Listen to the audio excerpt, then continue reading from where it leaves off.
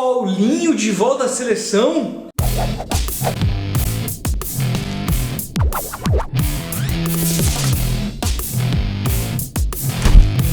E aí, futebotequeiro, beleza?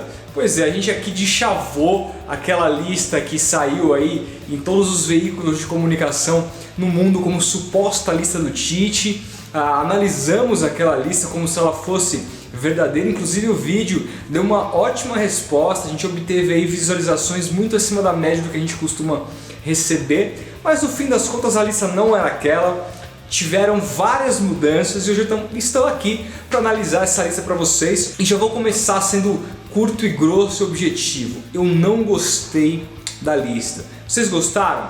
Comentem aí que eu quero saber. E eu vou falar o porquê. Eu não gostei. Primeiro porque eu achei que teve algumas incoerências muito importantes com o discurso que o Tite adotou desde quando ele assumiu a seleção brasileira com o resultado final da lista. Vamos lembrar que desde o primeiro momento que ele assumiu a seleção, ele disse que para esses dois confrontos diante de Equador e Colômbia, ele convocaria única e exclusivamente os jogadores pelos seus momentos. Eu não estou nem discutindo se isso é certo ou errado, mas essa lista não condiz com o discurso dele. Quando a gente olha, por exemplo, nomes como Lucas Lima, que foi muito mal na Copa América, está muito mal no Santos, é o pior momento dele desde que o Santos o contratou. E além disso, o Lucas Lima hoje não merece nem a titularidade no Santos. Jean Mota, que é um cara que veio do Fortaleza, que pouca gente fala, vem jogando muito mais do que ele. Então não concordo com a convocação dele nesse momento, exatamente pelo momento dele e por ser esse o discurso do Tite, né? Aí quando você olha nomes como Juliano, que fazia um campeonato brasileiro pelo Grêmio muito abaixo da crítica antes de ser vendido para o Zenit. É outro cara que não condiz com o discurso do Tite. E até mesmo o Miranda, que é tido como um dos maiores zagueiros do mundo, um cara classudo, que formou ao lado do Godin a melhor zaga da Europa por muito tempo na mão do Simeone no Atlético de Madrid. Desde que ele chegou à Inter de Milão, o Miranda caiu demais de produção. Então, nesse discurso de momentos, você consegue ver uma série de brechas na lista do Tite.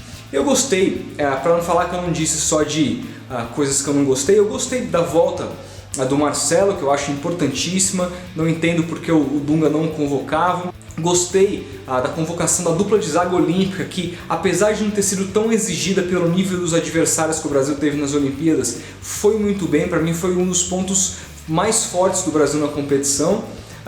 E gostei também do Rafael Carioca, que junto com o Casemiro são os dois primeiros volantes que o Tite convocou, que são caras que começam o jogo no meio de campo fazendo aquela função de iniciação de jogadas, porque sabem jogar muito bem, e diferentemente do Dunga, que levava Luiz Gustavo, caras que não funcionavam mais, a gente já sabia disso. Então gostei dessa parte, mas aí quando a gente vai olhar mais a fundo a lista, a gente começa a observar aí aproveitamento de jogadores de mercados periféricos, por exemplo, a China.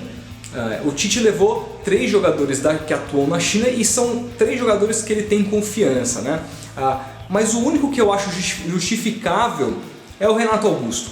O Renato Augusto justificou muito pelas atuações dele na seleção. Estava indo muito bem nas eliminatórias, fez uma Copa América razoável, fez uma ótima Olimpíadas, apesar de ter começado muito mal. Para mim, na final contra a Alemanha, ele foi disparadamente o melhor jogador do Brasil, carregou o Brasil nas costas naquela partida e merece. Agora o Gil, com tantos zagueiros bem, como por exemplo o Jeromel, que faz campeonatos absurdos, um atrás do outro pelo Grêmio, eu não consigo entender a convocação do Gil, e ainda mais imaginando que ele possa vir até ser titular ao lado do Miranda. Eu acho que corremos um grande perigo aí nesses dois jogos, muito por causa da presença desses dois zagueiros, temo por isso. E aí chega no Paulinho, né, que puta, é inconcebível, é indefensável a convocação desse jogador. Eu entendo que o Tite gosta do cara, que com o Tite ele viveu o melhor momento da carreira, mas a carreira do Paulinho degringolou. O Paulinho começou muito bem no Corinthians, ainda com o Mano Menezes, depois chegou o Tite, ele se transformou num jogador de seleção, ele foi campeão da Libertadores, campeão mundial, um jogador importantíssimo.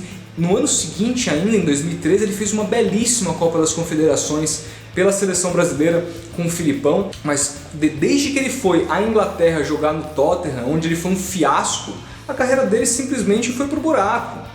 O Paulinho nunca mais foi lembrado em convocação nenhuma, tanto que na Copa do Mundo, para mim, dos 11 jogadores que iniciaram aquela competição, o Paulinho não terminou como titular, o Fernandinho ganhou a posição dele no decorrer da Copa. Mas dos 11 jogadores que iniciaram, para mim o Paulinho foi a maior decepção. O jogador que jogou mais aquém do que aquilo que ele poderia proporcionar, que todo mundo sabia que ele era capaz de jogar. Então não dá para entender. Aí o cara vai para a China, some praticamente, na primeira convocação do Tite ele está. Eu acho assim um absurdo essa convocação, e mais do que isso, ver o Tite defendendo ela por ser um jogador campeão mundial, por ser um jogador da Copa das Confederações, apontando pontos que aconteceram há tanto tempo, 3, 4 anos atrás, é o fim do mundo para mim. Outra coisa que eu também fico com o pé atrás com a convocação dos centroavantes, né? Na entrevista coletiva o Tite deixou claro que pretende usar Gabriel Jesus e Gabigol ali. O Gabriel Jesus ele joga assim no Palmeiras, tem ali familiaridade com a posição, mas nas Olimpíadas começou jogando por ali e foi muito mal, ele só melhorou quando foi deslocado para a esquerda. Então não sei se eu aproveitaria o Gabriel Jesus ali, apesar da nossa falta tremenda de centroavantes. E o Gabigol, ele joga como um segundo atacante pelo lado direito no Santos. Nas Olimpíadas ele jogou muito pela direita, como se fosse um ponto e não é a dele. Mas ele não é um centroavante também.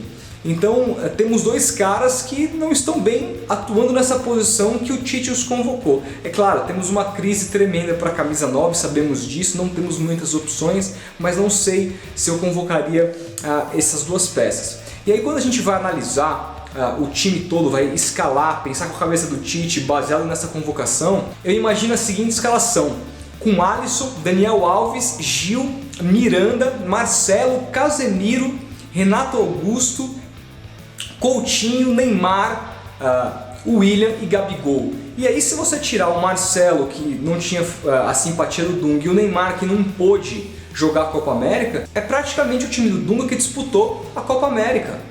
Então é mais do mesmo, isso me decepciona muito, pelo menos no que se diz respeito a nomes. Mas é claro, o maior mérito do Tite não será a escalação por si só, será fazer esses caras jogarem o que eles não vinham jogando na mão do Dunga, e eu tenho certeza que mais do que eles vinham jogando, eles vão jogar na mão do Tite. Agora é esperar e torcer para que o Brasil traga esses pelo menos 4 pontos nesses dois confrontos importantíssimos, se é que o Brasil quer se classificar para a Copa do Mundo. Vamos torcer, mas o que você achou? Dê o joinha se você gostou das minhas opiniões e a gente se vê no próximo vídeo. Comente aí. Grande abraço!